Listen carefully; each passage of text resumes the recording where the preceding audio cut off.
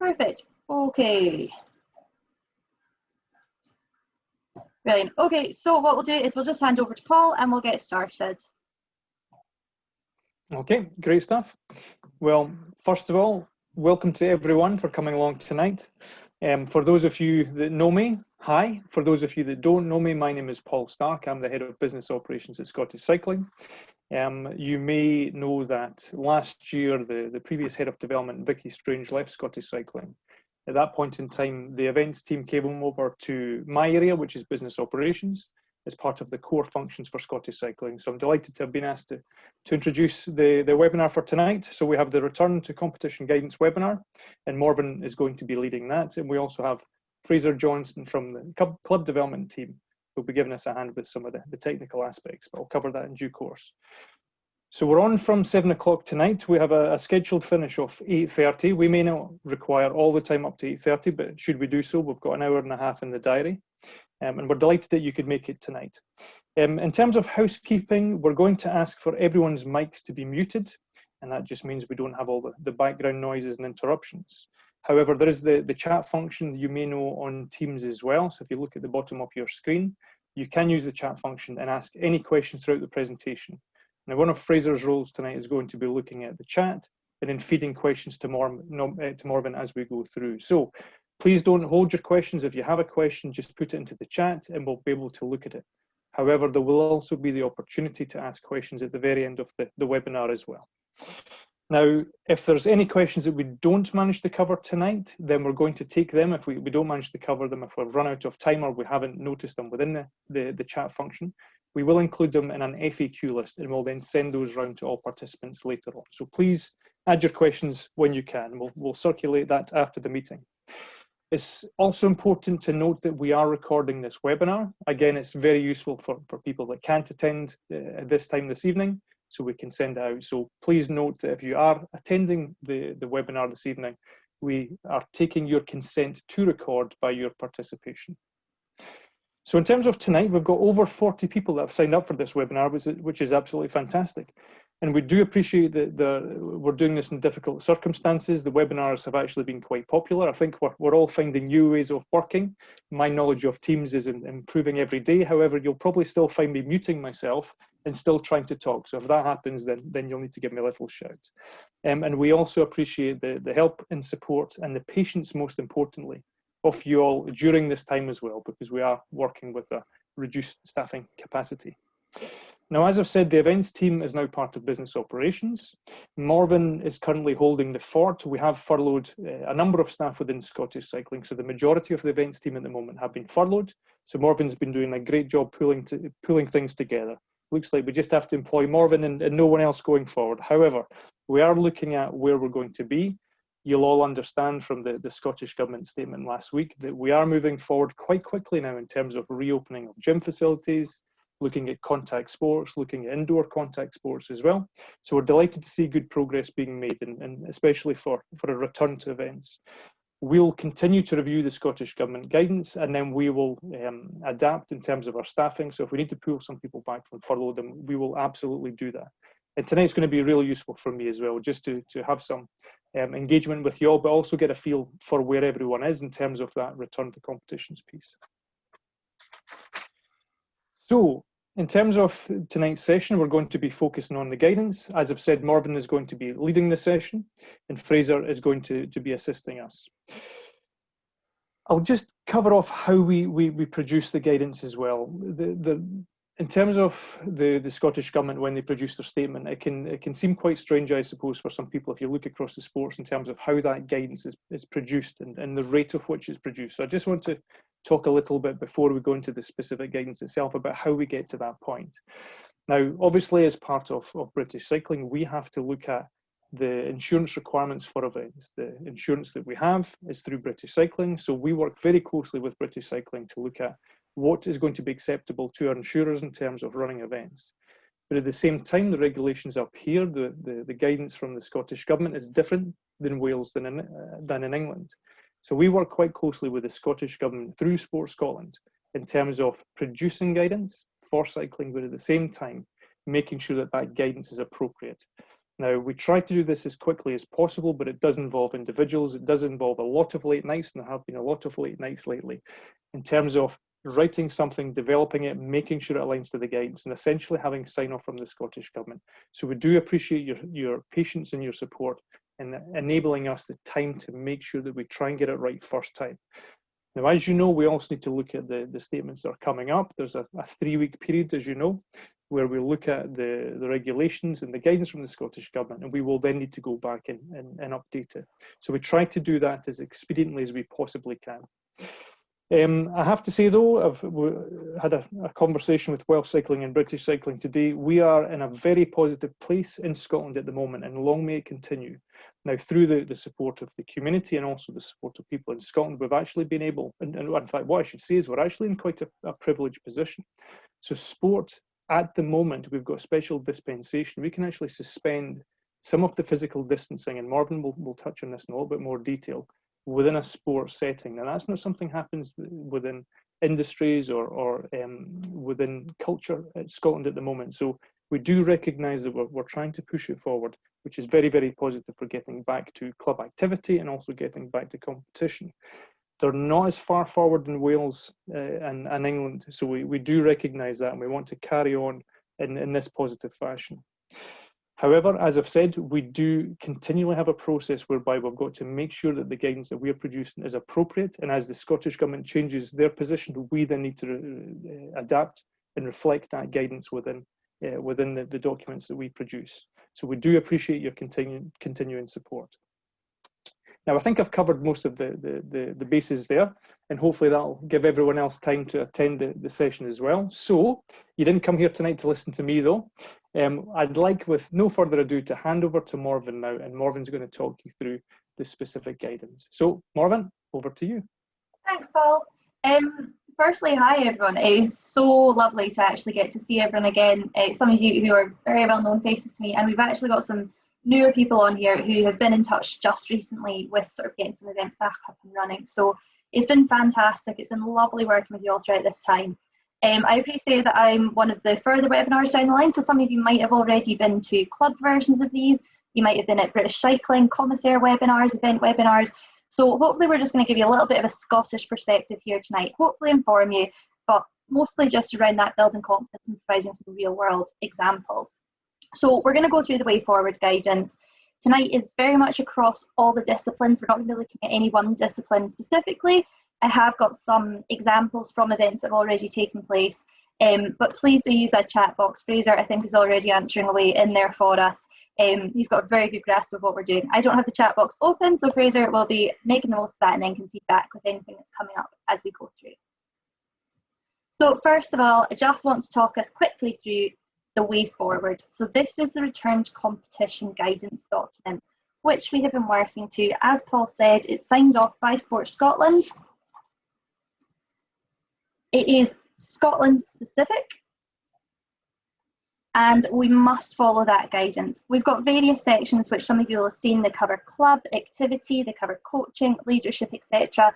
We've also got various other sections touching on first aid, etc. It was very recently updated. I'm sure some of you will have seen that we had a version which went out last week, and we had a new version which went out this week, which is just the speed at which things are changing. It will always be communicated directly to you as event organisers and event officials, just to make sure you've got that most up-to-date one. Like Paul says, we're really lucky in terms of sport and physical activity. It is the one area of our life which is the most open. However, I do appreciate that for some of us that will cause some concerns. So trying to work through that guidance together and interpret what it means for us in our event settings and the event roles we carry out is really important. It is based on the British Cycling guidance. We've worked really closely with British Cycling and Welsh Cycling to sort of work out how best we present this to you. Cycling obviously being such a diverse landscape with all the different disciplines, but we have still got that general event guidance which stands true for every event, plus then some discipline specific things just to help you guys consider them. There will be changes, however the base framework that we've got there stands true. So we're going to work through that tonight based upon the updated guidance which was released on Monday lunchtime. So just a wee bit of thinking, sort of as we're starting to think towards our events, a wee bit of general stuff there. We are looking towards that returns racing competition, and it is really exciting. It's eagerly anticipated. We did a survey back in May, June time, that return to racing survey, and there's overwhelming enthusiasm from the riders.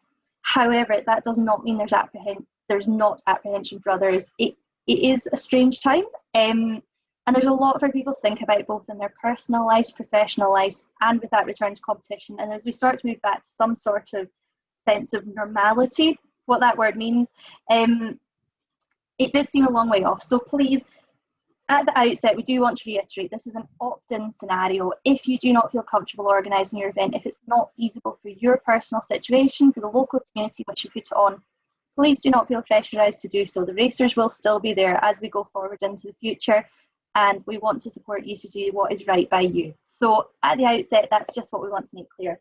Please do work together, share your experiences with each other. Use the chat function tonight. If you're already having thoughts from your local area based upon the guidance, please do share them. There's a lot that we can learn from each other. We're in a particular fortunate position in Scotland that we are about a month behind England. So you'll see when I go later on, some of the examples that I'm providing are from down in England, and they've already got back up and running. We can definitely learn a lot from down there. Please don't hesitate as well to speak to that event team, share the workload with your volunteers, with the other people that are part of that event, and make sure that everyone's happy, comfortable, and you know what you're doing. It is quite a different process to planning your event than it has been previously. Having spoken to some event organisers that have started down south, it is quite a lot of work, and I don't want this slide to come in any way across as negative. I just want to sort of be here to support you all. It does get easier once you've done one event, and some of you will be doing this in your work in day-to-day life. You will be doing COVID risk assessments, you'll be thinking about physical distancing, one-way systems, movement, people flow. So some of you, I know this will be very easy for. Other people, go and try and find those people that can help you. There will be people within your clubs, event teams, people that can share that knowledge and experience. It's what we have all been doing in day-to-day life. We've all queued outside Lidl, followed the one-way systems when we've gone in, disinfected our trolleys. It's just taking those things that we're doing in day-to-day life and applying them to event setting. One thing that I would also caution is, please just make sure that you've got everything in place before promoting. As I said, riders are very excited about a return to competition, and they will get excited. So just try and be as certain of things as you possibly can. Local lockdowns or any additional restrictions notwithstanding, just try and have as much in place as you can before you start promoting out to the wider public. It will make your life easier in the long run. In terms of the event entry itself, I've put on this online entry only events. You can do entry on the day, however, please do consider how you're going to make it work. Ideally, avoid cash transactions if you can take some form of online payment, bank transfer. Ideally, let's use online entry. It really reduces that human contact and the need for transactions. You will be pleased to know that the British Cycling online entry process has been updated and now includes the rider declaration. So that's the key thing on the sign-on sheets. You'll probably all have seen it on the sign-on sheets. It's that wee text at the top, which is the rider declaration. It's now online, so when a rider enters an event, it's there and they've already signed up to it. However, we are still encouraging you to display that rider declaration at entry to sign on or in your sign-on registration area. If you're using some sort of external online entry system, so you're not using the British Cycling system, you will still need to get a signature. However, it is now possible to check riders in either electronically via an app or some sort of texting option, or manually. You can have a volunteer ticking the riders off. Some of the examples that we've heard from down south has been having one rider per family going to the sign-on in order to reduce the number of riders at the registration area. Or another example has been doing sign-on from at the entrance to the car park. So when a car arrives, only letting in the cars from riders who have pre-registered, so you don't end up overwhelmed, and that is where your sign-on function takes place. So it's got that natural distancing effect. There are loads of ways to be creative with that, so please do put your thinking caps on and be innovative. However, I think that's a definite positive that we're really fortunate to have. So just as a little snapshot, this is the rider declaration. You will have all seen it before, I can imagine, but that is a download. Fraser will be able to share that into the chat with you. Perfect. Okay, so another little download which British Cycling have produced, which is really useful And you can print out, you can display it at your event, is the COVID guidance behaviour code. I will be honest, it does have English terminology in there. However, it is still a very good template. It's a really useful snapshot, and it can just help remind riders, parents, guardians. I've got a wee photo there of an example from one of the BMX races down south where it was at the entrance to the pens. Print these out, dot them about everywhere, and it just helps remind people. Like I say, it's the things we've all been doing in day-to-day life, but sometimes when you are in that event setting, you're starting to return a little bit to normality, you do need that wee reminder. This is a very useful tool. So just thinking ahead a little bit now into that actual at the event situation. One of the big things that we've had a few questions on, and it's certainly been a hot area, has been the number distribution. So we've said sign on is contact free. That's fantastic. A rider just needs to wave at you from 2 meters away.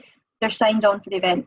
However, it is a cycle race and we need to identify the riders. So number distribution is something which is pretty important to think about, and how best to make that contact free process. So I put some various options up there. It is not the definitive list. You guys will all know how things will work best for your event, your venue, your facility, what type of numbers you already have in stock, how many riders you've got coming. So we've got some options up there. Riders could print their numbers at home prior to the event. It's definitely got some challenges, but it could work for your scenario, particularly perhaps if it's a club confined event, you're quite a small group. What has happened down south at some races is there's been a bit of a washing line format. So there's been strings strung up across the gazebo, and riders go and take their numbers themselves, supervised by a volunteer to make sure they're taking the correct one. You can also allocate riders the same number for the duration of a series if you're doing multiple events, and that helps reduce the number of times that numbers are transacted. If you are handing out numbers, and whether you need to get them back or not, there is an option to use disposable numbers so that you've only got one point of handing them out. You could post these out to riders in advance of the event as well, if that's an option that's open to you. Another good idea is if you're using reusable numbers, you can return them into a soapy bucket so that there's no contact. The riders pick them up themselves, and at the end of the race, they've unpinned or they've unattached them from the front of their handlebars, pop them back in a soapy bucket, and then they're washed and cleaned and ready to go for the next event. The same principles that are been here, you should think about these for other equipment and just how you can best reduce that contact. There is a lot of equipment involved with events. We all know that. Whether it's to lay out your course, whether it's for marshals, radios, bibs. If you can think of creative ways to do these, that's all the better. If you can have contact-free collection, if you can have sanitising stations, so that, for example, if a marshal picks up their radio, they can sanitise it before they use it and after they use it. All these things are just little steps and measures that you can put in place. But again, do just consider we are Scotland and it does get rainy. So if you have vast swathes of tables for marshals and riders to pick up equipment, numbers, etc. from, make sure you've got plenty of gazebos so they don't all get rained on and get soggy.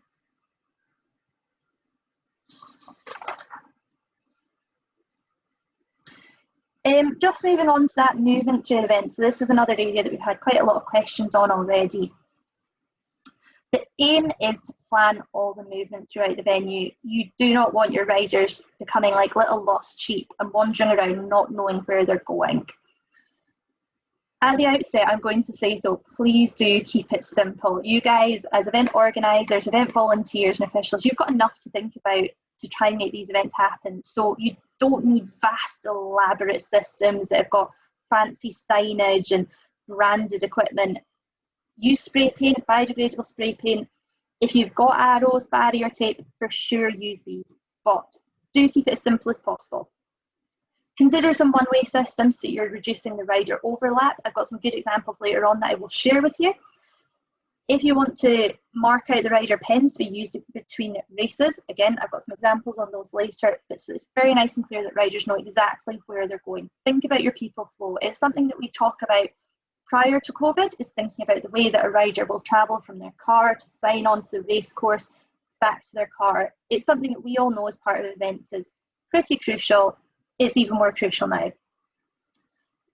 Schedule yourself arrival and departure times for each race, and do be strict with it. Open and close those gates, the car parking area, to the race course itself with course tape, to registration. It's very important. It might sound quite strict. Riders are going to quickly get the hang of it. Again, you'll see some of the examples from down south where these concepts are working. And just make sure your signage is nice and clear. Another tip from down south has been parking marshals, so that only registered riders get into your car park, so that you don't end up with a mass swathe of people arriving. Only let those in that have pre-registered for the event and get rid of some of those chancers. Okay. And moving on to event formats. So, as you will probably all be aware from having read the guidance, all events are non-ranking. So that's either regional C events or it is Go format of events. So that's either Go mountain bike, Go cross, or Go ride racing. So this is really beneficial in a lot of ways because it opens up some different formats that we wouldn't be able to have were we offering British cycling ranking points at our events. There's loads of flexibility in format, so be as creative and innovative as you like. It's a really good time to try something new. If you've been wondering for a wee while about how you could do things differently at your event, this could be a really good time to try something different. Riders we know are not expecting standard format of racing, so do be creative. Think about what works for you and what works for your event. Make sure you're chatting to people. Speak to people within your club, fellow event organisers, and importantly, speak to the event officials. They've got a vast swathe of experience that they can share with you and sort of help and give you some wee tips and advice. There's definite options, and again, I'll come on to some more of them later on when we go into the examples, but about using A and B race formats, splitting your riders into different groupings. If you can do staggered starts, now could be a great time to introduce some of those skills challenges, mini hill climb formats, dirt crits for adults, time trials. There's all sorts of options open to you as long as you operate within the guidance in terms of numbers.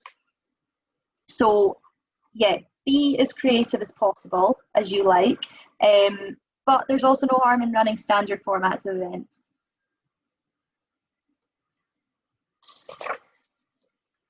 So I did touch on that group sizes, and I think Paul mentioned it at the start. The overall aim is to organise an event with as few participants as possible in attendance at any one time. So that's thinking about whether you can spread your event over 2 days, so that you split different groups out into different days, whether you have a slightly longer event day, or whether you have fewer riders overall in total. It's basically looking at the number of riders that will be at your event at that one time, and it should be as few as possible. For senior riders, which is over 18s, they should be racing in groups of no more than 30 riders. Those riders should not overlap with any other riders at any point on the course, so they should race completely distinctly from other groupings. However, this is really positive, and this is a massive positive step forward from the guidance which we had last week, which was all individual time trial format across all disciplines. So we've definitely got lots of scope and flexibility. You should think about how you have those groups, how you have them arriving, registering, practicing, racing and leaving. So think about that sort of flow, think about the timetabling of your events, what's going to work best together and what groups are going to be best to sort of go one after the other. And again, I'll touch on later on about car parking and registration separately.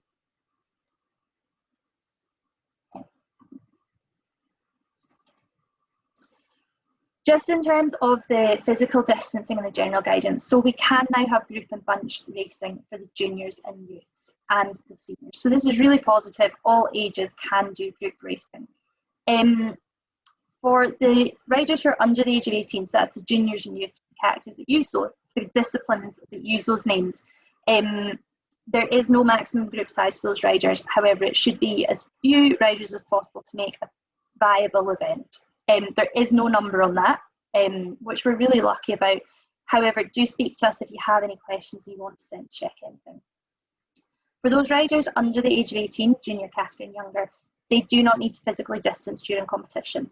Likewise, for the seniors, they do not need to physically distance during competition either, which is a massive step forward. However, it should, where possible, still be maintained. So if you can make course adaptations to allow a little bit more room, avoid pinch points and bunching, that would be a very good thing. wider grids, wider finish areas, it is still all going to contribute, but it's not necessary. At all other times, when they are not competing, riders must still physically distance. So that is at sign-on, that's during warm-up, at parking, and post-event, they must still physically distance. And it's our role as event organisers to help support them to be able to do that and allow that sort of flow, movement and communication around the venue that they can do that safely. At this stage, spectators are not allowed at events. However, those under the age of 18 can have a parent or guardian with them. And all your volunteers and spectators must physically distance at all times. So for your marshals and also for all you officials, you must still physically distance. Okay, Fraser, is there anything from the chat that's come up so far that we should address at this stage just before we go into a few more specifics? Just a question from Kenny Steele around the kind of the non-ranking. Just in terms of, is there a set time of when that's going to be lifted? He says he's had a note from BC about running a national series event. Also, that wouldn't be a non-ranking event. So yeah, just kind of the rationale behind that. Yeah, there's been no, I've not got a set date from British Cycling of when that may or may not change. Obviously, we've got the kind of summer-winter split, so we don't have a set date in mind of when that will change and what's going to obviously happen with the cyclocross and track season. Cool. Cool. Anything else at this stage, or will I keep on? David Johnson just says, you just said a parent or guardian. So in terms of accompanying younger riders, basically we are saying that they have to maintain physical distancing if they're not competing. Yes. But are we restricting a number of them? Are we? For under 18s, there's no maximum number that's been set. However, the advice is as few as possible to have viable competition. But we don't have a number for on parents and guardians. Is there a restriction on the number? One per rider. Okay. Is the guidance. Perfect. Okay, then I shall move on and leave Fraser in the chat with you all. So in terms of that communication, we all know how important the communication is pre-event, both between the officials and the event organisers, between the event organisers and the event volunteers, and between the organisers and the riders themselves. If anything, it's absolutely crucial now that people are well informed, particularly in some instances where they're returning to an event, a venue that they're maybe quite familiar, they've taken part in events in the past. Making them aware of any changes to what would be usually in place is really, really important at this stage. Put a structure in place, make sure that everyone understands it before they come, and reiterate it throughout the day. When you register the event, include as much information as you can so that riders know exactly at the outset when they sign up for that event what they are going to be getting into.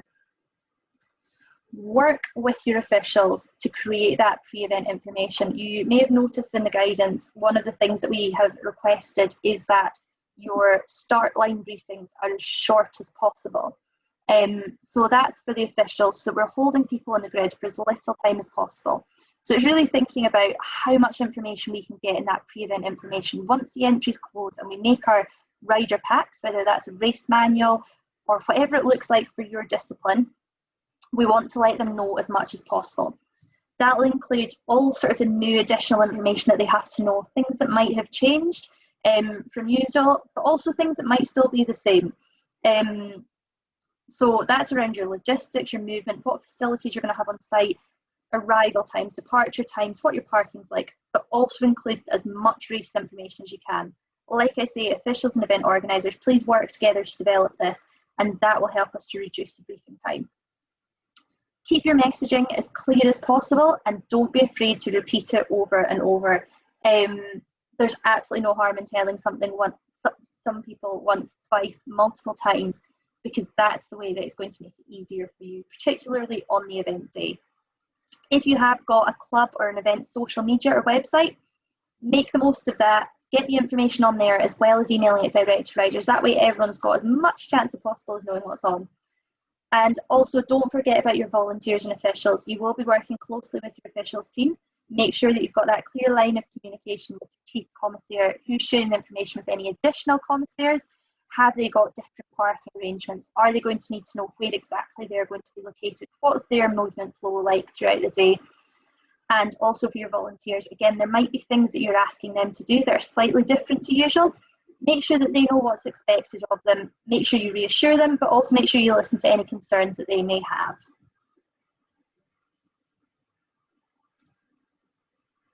So in terms of the hygiene piece, I'm not going to touch on this too much because a lot of this is as we've been living our lives for about the past 5 months now. So a lot of this is as a given, and there is more information in the guidance, but please do ask if you have any questions. I think the last bullet point on that slide is the most important one.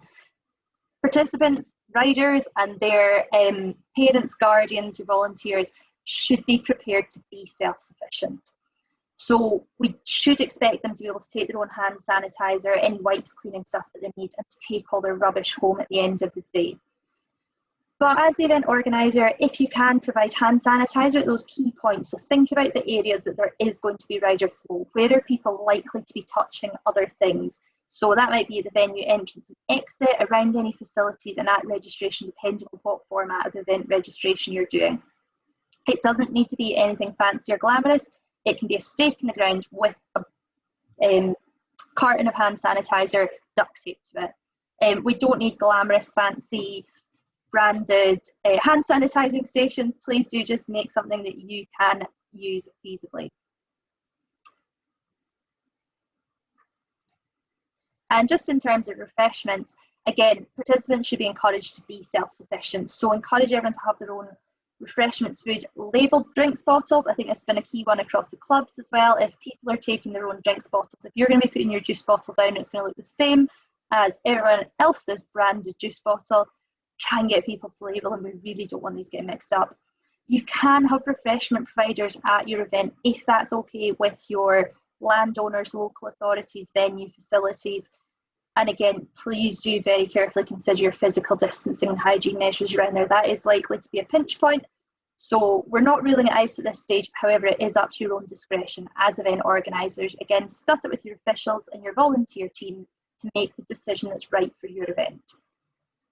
In terms of that waste disposal piece, do encourage participants to take home their waste. If they've brought it to the event, they can take it home again. It reduces, again, the amount of contact and the amount of contamination that might occur. It's good practice to provide those bins, but if at all possible, please get them to take them home. And then finally on this, just before we go into some of our specific examples, those roles and responsibilities, and I know that this is something that a lot of you will sort of be wondering about, have questions about. I'm sure that a lot of you will be living this life and sort of this environment for quite a while now. So please do just think of it as the same way that a lot of you will have been doing your home life, work life. It's your usual roles and responsibilities, just maybe with 1 or 2 wee extra things that you need to think about. A lot of these things are becoming quite normal for us in day-to-day life. You might be experiencing these things in your professional lives already. So use those experts that you may have within your event organising team. Your officials may also do these things as a day job. So please do speak to them, speak to your fellow club members, speak to us. We can sort of advise on things. Do consider your own workload as well. So from terms of view of the event organiser, it's a lot of what you'd usually expect. We want you to register the event, you're going to carry out risk assessment, you're going to set up for the event, obviously delegating things out to your team, but you're just going to need to put a wee bit more thought into it in terms of that people flow, in terms of the scheduling of the event, ensuring that your group sizes don't exceed the numbers, how you're going to facilitate that different event format. What we're asking for, and you'll have seen in the guidance in terms of the event COVID safety officer, is the person that's sort of going to look after the whole COVID side of things, ensuring that your sanitisation stations are in the right place, looking over that COVID risk assessment. This person does not need to be an expert, but we know we've got them out in the community, so please do make the most of the people in your club that are sort of quite familiar with a lot of these areas. There is Sport Scotland training for this event safety, for the COVID officer role. It is currently quite club focused, I will be honest with you. It uses a lot of that terminology. However, the principles are the same across clubs and coaching and events in terms of this role. For the commissaires and officials that are here on the call, your role is still fundamentally to ensure that we've got safe and fair racing. We don't expect anyone on this list of job roles to be enforcing physical distancing and COVID adaptations. We're there to put the measures in place so that all participants know about and they can adhere to these guidance and these responsibilities. And we have to trust that they will and remind them where necessary. So from the officials' point of view, you probably will have a little bit more work to do in terms of liaising with the event organisers, supporting them and guiding through some of these new event formats that are sort of going to be on the cards. But there should not be masses of extra roles. In terms of the event volunteers, you may need to schedule a little bit more time here for the event volunteers in order to arrive, collect equipment safely with maintaining that distancing, cleaning it off. However, for your event volunteers, again, there'll be slightly different adapted ways of working. Sign-on is now contact-free, so that might take a wee bit of getting used to for some people. You might be asking slightly differences of the marshals than usual, but fundamentally, it should be just doing what we've always done, just with one or two wee adaptations in place. Okay, we're going to go into some examples from down south. Fraser, is there anything from the chat at this stage that we want to pick up on? I think we're good at the moment. Perfect. Lovely wee opportunity for me to get a wee drink of juice as well, for you to get a break from my voice. Okay, so what... I'll do more filler next time. Thanks, Fraser. Okay, so what I just want to run you through, and Fraser's again going to share in the chat some of the links to these so you can go in and have a wee look specifically, is just a couple of wee examples, mostly from the events down south that have already started that we've learned from, which is great. So the first one is Southern XE. So this is based down in the south of England. And I've just given you a wee screenshot here of some of the information that they put out. They put up an awful lot of information to the riders. They were very, very well informed. They've significantly adapted their competition formats. They returned in a time trial format based upon the current guidance that they were operating in, to allow them to sort of return in a gradual way. They had adapted their schedule, so you'll see on the right hand side there they had various sessions and they'd split the competition over Saturday and Sunday. You can have multi-day competition, however each day needs to be a distinct competition that starts and finishes on that day. So you could have different groups competing on different days across the weekend. What you'll see that they've done is they'd allocated different car parks, so each session had a different car park for them to arrive in, and that then helped them to reduce the number of cars and people which were arriving in the car park at any one time. They also ensured that every session, was given very specific times to arrive at, to race at, and also to depart at. So there should be no hanging around following events. At this stage, we are not having any podium celebrations. We don't want people dithering to chat with their mates, unfortunately. It is a case of you come, you race, you go. You can see that they've had quite a creative way of doing things. They've clearly got someone in their team that's quite into design, loads of information. They've kind of followed some of the government things with the stay alert, etc. So they've really gone into loads of information of how to go. Fraser shared the link. I'd highly recommend having a wee look, particularly if you are at that stage that you're starting to think about how your event might come back and some of the things that you might need to consider when you're bringing your event back. So the next wee one that I've put up here is from the BMX. So on the left-hand side, this is from the Mid-Length BMX. And this is some of the information that they had. So you'll see that this is quite a different format. It's a very simple map that they put out in order to show people where they needed to be. What they did, which was very clever, was they allocated rider pods to each of the riders. BMX is quite fortunate. It's quite a family-orientated sport. So while they had more than 50 riders competing, they had a lot of overlap, so they were able to bundle families together. They do have plans and awareness of how they're going to increase those number of pens. Something to consider when you are if you are going to allocate pens or pits or warm-up areas to your riders, Consider how big you're going to need them to be. Quite a lot of people these days, particularly for the outdoor events, have got their own personal gazebos. So a gazebo is 3 by 3 metres. If you're thinking about pits and pens, that might be quite a nice number to utilise.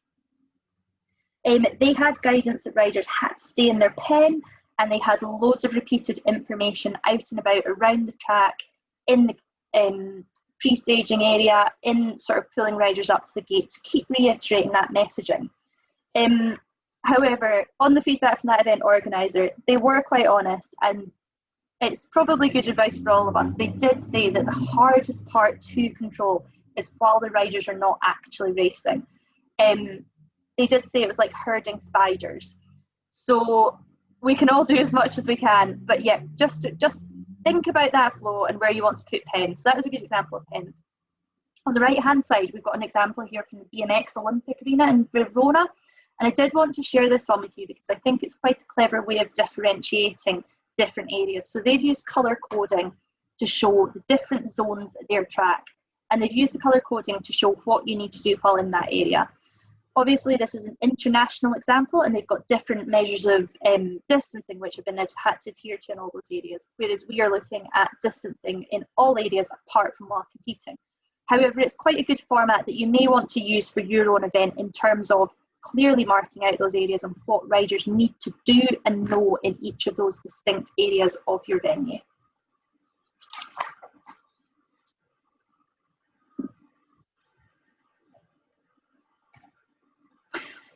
And this example is from the Bovington Bomber Circuit Series. So again, some of you might have already seen this happen. It's a circuit series which is returned again back down south in England. This is taken from their website, and again, Fraser will be able to share this with you. And I quite wanted to share this because it's another example of an event which has provided a lot of information to their riders, but in a very different format to what Southern XC have done. So I wanted to show that it does not need to be fancy, jazzy graphic design. This is obviously on a very nice looking website. You will see that when you click into it. However, it doesn't need to be jazzy. It does not need to have fancy design going around it. The most important thing is the content and that clear messaging. So they've adapted, again, their event formats because down in England, some of you might be aware, they've got restrictions on the duration of their races. We don't have that up in Scotland, which is very fortunate for us that we can race in longer formats. However, they have adapted the format of their racing. They've now got scratch races, they've got points races, therefore they're able to do different things and sort of make things a wee bit exciting for riders within that short race format. They've got the COVID-19 stuff. What they're doing is they're having race numbers, and this is where I was referring to about being quite strict with riders at this stage. They are not offering spares, and you will not be able to race if you don't remember to take your number with you. So they've been really nice and clear at the outset, set the parameters, and it should stand them in good stead going forwards. And just at the bottom there, you'll see that they obviously are referencing to the no BC points, the non-ranking. So therefore, they've created their own prize structure with the King and Queen of the Bomber title. So there's, like I said earlier on, there's a lot of flexibility, and you can definitely be creative with different ways to award prizes, to avoid prizes with your rankings, with different fun little ways that you can make that competition that you can keep people coming back. So these were 3 examples that I wanted to share from stuff that started up back down south. You can see the different ways of giving that information over. For those of you that do race yourself, and you will have all been around racers, we all do know exactly what it's like. Once people arrive at that race, they're in the zone. They want to be the first to the line. They want to be the first over the line. But we need to just give people as much information as we can at the outset to help enable them to do the right thing on the race day and to support them in that so that they know what they're doing and we don't have confusion there on the event. Fraser, has there been anything from those examples that we want to raise at this point?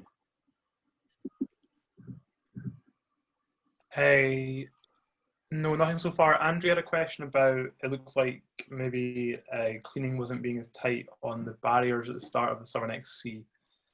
Kenny had a question about minimum requirements for toilets and changing.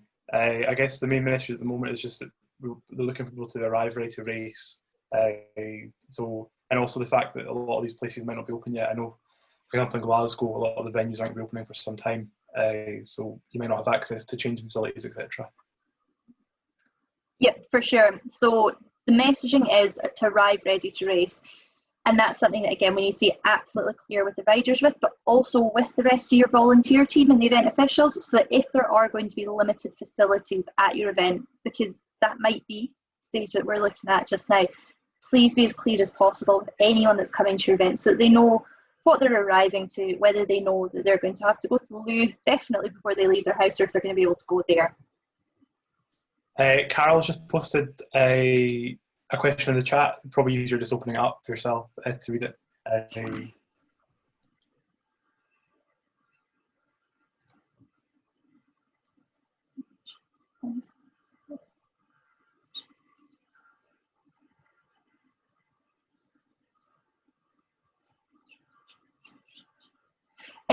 Carol, that's a very good question. From what I've heard from British Cycling so far, because there's no licence points, obviously by the time you guys get to the track season, that might be a different scenario that we're looking at. But at the moment, because there's no licence points, there's no need to transact the race licences. However, what I'll do is I will raise that with British Cycling and just double check in terms of that point, because I think that's a good one to raise. But on the online entry, it should have shown that that people are sort of up to date on their licence. As event organiser, you should see who all's there. Perfect. Okay, we are getting through this very quickly, everyone. Well done.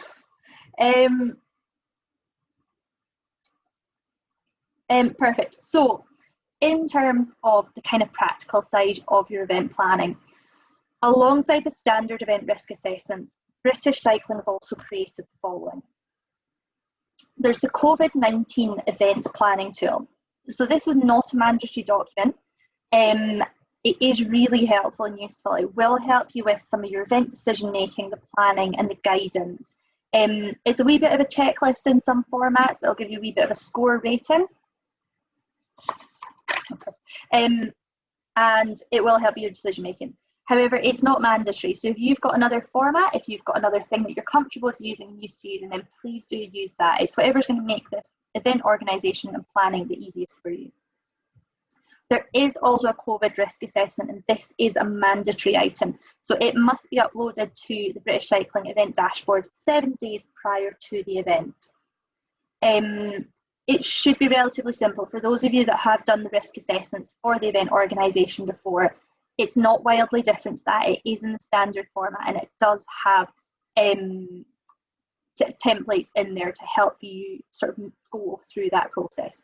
Again, work with your event officials, make sure that you're all happy with it, and use your COVID officer for the event to get through that as well. Fraser's popped the link in. They can both be downloaded from the event organiser dashboard under the useful resources section. And again, just to highlight, these are both British Cycling documents, so they may include English terminology. For example, they talk about social distancing rather than physical distancing. However, it works up here in Scotland, so please don't let that put you off. So just a wee snapshot from the COVID-19 planning tool. Do have a wee click into it, see how it looks. It's got financial stuff, it's got risk assessment, and it should just help you sort of go through things. However, as I say, not mandatory. And then again, just to show you the COVID supplementary risk assessment, what it looks like, as you can see, it's a standard event format, and it does have those bits in.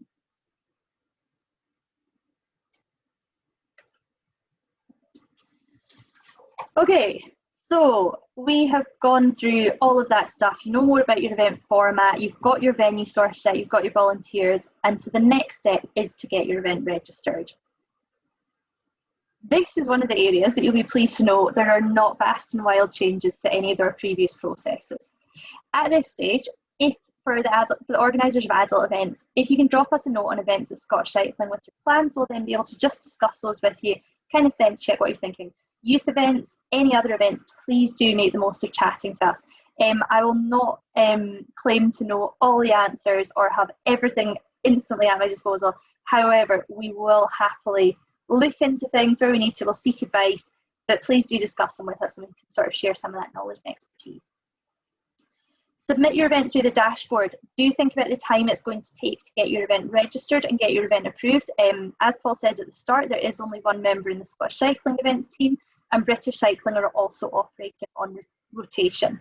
So while there might not be massive events coming in for approval just now, just do be aware that things might not happen instantaneously. For some of you, they might, which is great, but please do be aware of that fact. In your event overview, please do state the full schedule and any mitigation measures in place. You don't need to upload the entire risk assessment here. This is what goes to the riders. As much information as you can arm with them at the outset, that's going to be very beneficial. If you are putting multiple races on for one category within a day, for example, if you're thinking of doing some sort of single day stage race format, if you're going to have various things happening throughout the day, then we would advise having only one entry option for each category, for each group of riders. That way you'll be able to control the numbers far easier. It does say here that we recommend setting the entry deadline at least 2 days in advance. Personally, I probably recommend if that was just a wee bit longer if possible, because that will allow you more time for advanced communication with entrants and for planning your event yourself, knowing if you've hit that 30 for the seniors or if you're looking a little bit lower and your format might look slightly different. For any club confined time trials, there is a club confined time trial registration forum. So it's now an online forum, so we're no longer using the Word documents, and you should be able to fill in all of your event details and they will come submitted to the events team that way. I'll then be able to pick it up with you in terms of if there's any payment required, and we'll make the processes happen that way. That is on the guidance, and I'll also make sure that link gets sent out if we've got FAQs come out with after this, because I forgot to send Fraser the link to pop it in the chat for us. So yeah, club confined time trials, just a slightly different process. Make sure you're aware of it. If it's your club secretary, race secretary that does it, then just make sure they know that that is slightly different. And then post-event. So really, really important, whether you're doing multiple events or not, review your event. Speak to the volunteers, speak to the officials. Officials do feedback, we know you do anyways, but please do just take the time, just have an extra wee think about what worked, what needed adapted, what you would have done differently. It would be really helpful as well to speak to your participants. So get that feedback, whether that's formally through some sort of participant survey or whether that's informally just through speaking to your club members, people that you know, or on your social media, etc. It'll definitely help you with learning for future events or any future activities, whether you do them yourself or whether it's someone else from your club or your local area that does too. Share that feedback with us as the events team. Like you see on this presentation tonight, I've used some of the feedback and some of the examples from the events that happened down in England. It's been really, really useful and helpful for us to sort of have some of that knowledge at our fingertips. So please do share with us what you've done successfully and what things maybe not quite worked, particularly as you've worked through the guidance. If there's things once we get into the real world and we are organising events again, if there are things in the guidance that are just proving really tricky, do let us know. Don't suffer in silence. We're here to listen, so please do feed things back to us. And then think about your next event. I can assure you, as I said at the start, there is quite a bit of extra work, but it does get easier. That is the feedback from the guys down south. The first event's pretty tricky. The ones after that are significantly easier. Things go much smoother and you know what you're doing. So in terms of the next steps for you all that are here, consider the feasibility of your event. So for the event organisers, have a wee think about everything we've thought about. You've probably been thinking a lot already. Look at the guidance, speak to me here in the events team, use the events email address. I'm sure that a lot of you will know through your own day jobs, work has turned into a series of online meetings, far more so than ever before. So there's a lot of time that I am in meetings. So if you can, you might not always be able to get me on the phone, but do just drop us an email, pop some wee information in there, and then I will be able to get back to you once I'm out of meetings. Consider those alternate formats. Officials, for you guys, stand by at the ready. Think about what you're comfortable with as well. Like I said at the start, it's very much an opt-in process for organising events, and the same goes for the officials as well. Make sure you're comfortable with it. Think of what additional measures you may need to put in place personally and how you'll work with the event organisers to put those steps there. And attend future webinars. So it is still, we're hopeful that we'll be able to pop on 1 or 2 more of these, perhaps as we get into some more of the discipline specifics and as we work through the guidance and things change. So we'll obviously advertise them all out to people, so make sure you do attend those where possible. Finally, questions. Fraser, how's the chat looking? Good. I've got a couple I was going to jump in with. One I was just going to highlight, it's not been brought up yet, but just in part of the guidance. It's just section 6 of the events guidance touches on the test and protect protocols. Yes. This is something that we spent a lot of time developing when club activity recommenced, and it's the same protocols that apply to events. So I just encourage everyone to have a read of that, understand the role that event organisers and COVID safety officers will play in it. I guess the key thing to understand is that we are not forming part of the NHS's test and protect team. So we're not asking event organisers as their post-event work to start contacting people about people developing symptoms after their events. But the really key thing is that in addition to having contact details for everyone that's participated in the event, we also need to make sure that we've kept details of who's volunteered. And that information should be accessible by the event organisers and the COVID safety officers. The general guidance at the moment is that information should be kept for 21 days and then obviously dealt with in the appropriate ways of GDPR.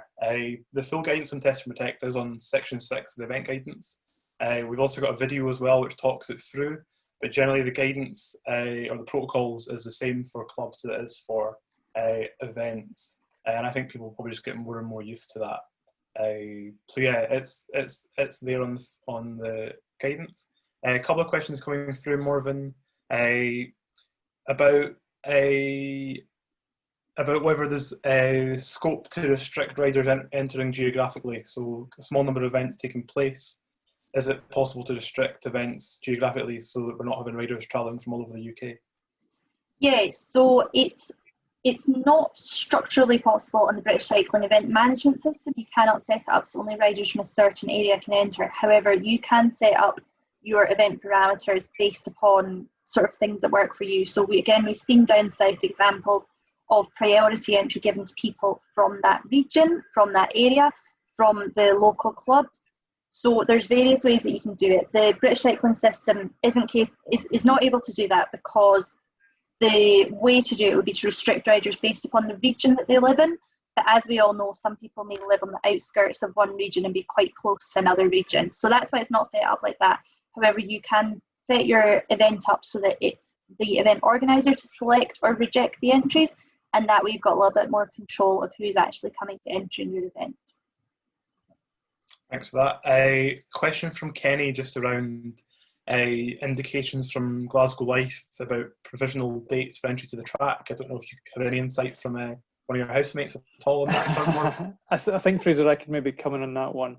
We are trying to look at getting back into the Emirates, Kenny. I've got a meeting with Mark, who's the facility manager at Glasgow Life, and we'll certainly be looking at dates.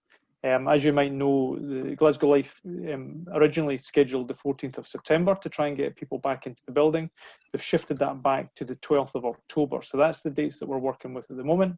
However, what I'll do is once I've had the chance to speak to them on Thursday, I'll maybe send something around with the FAQs.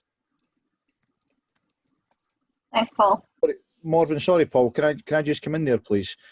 The issue that I've got specifically, Paul, is that I need a good at least 6 months lead-in to put on an event such as a Sprint Grand Prix, part of the National Series, etc. So I need at least that time. If we're sitting now here in August, then the earliest I can put that event on in February. I need to at least have a provisional date to work towards. I know where my costs are and where my risks are for putting on that event. So if someone said to me, Kenny, we could give you a date in December, if the Glasgow Live say, or yourselves, Morven, say there's a date in December that I can work towards, I know where the risk is, and financially and otherwise, in putting that event on for December. It allows me to go to sponsors, etc., and say we're putting an event on, explain to them what the risks are to them, and 2 weeks or 4 weeks out, we make that final call. And that's a risk as an organiser I can take, but unless I have a date to work towards, then I'm doing nothing. And for as long as I do nothing, and I don't just mean Kenny Steele, but for as long as the organiser does nothing on that and doesn't have any date to work towards, there's no event getting put in the calendar. Yeah, no, absolutely, Kenny. Just to give you a bit of a sense of where we are, we're trying to support Glasgow Life in terms of a return to the Emirates. There's currently a document that's been worked on by Sport Scotland, Scottish Cycling and Glasgow Life, which is a risk assessment about trying to get people back into the velodrome. That document is now at 92 pages in standing or continuing. So what we're trying to do is we're trying to give Glasgow Life every reassurance that we can look at getting people back into the velodrome in a safe manner. And they need to then go and have a conversation with their insurers.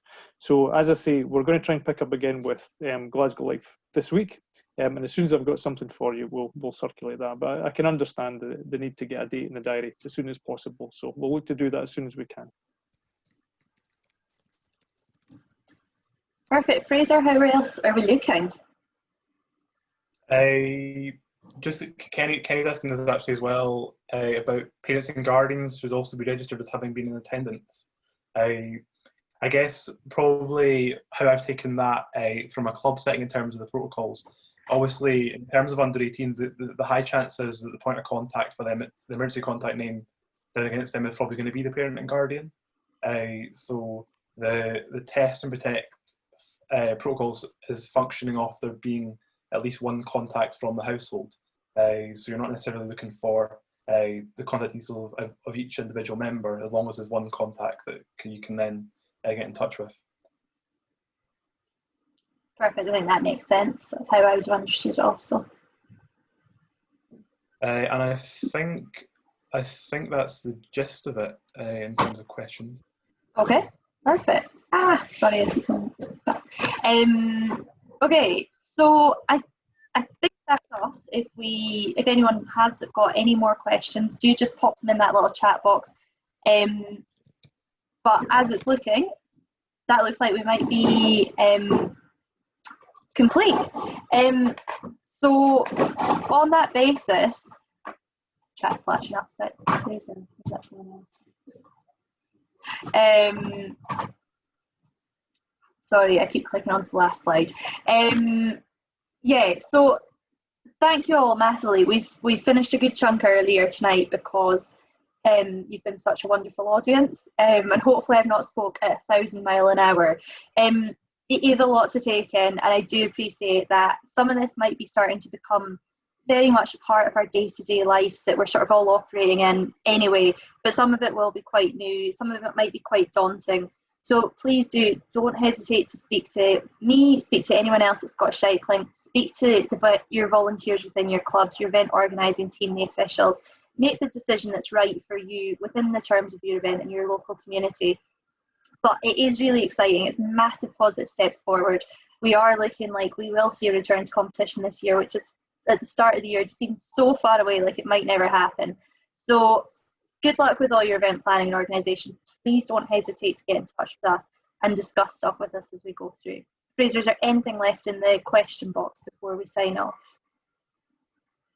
I think that's it. Perfect, brilliant. Well, thank you all very much for coming, and we will be in touch about future webinars. Thank you all. See you later. Bye.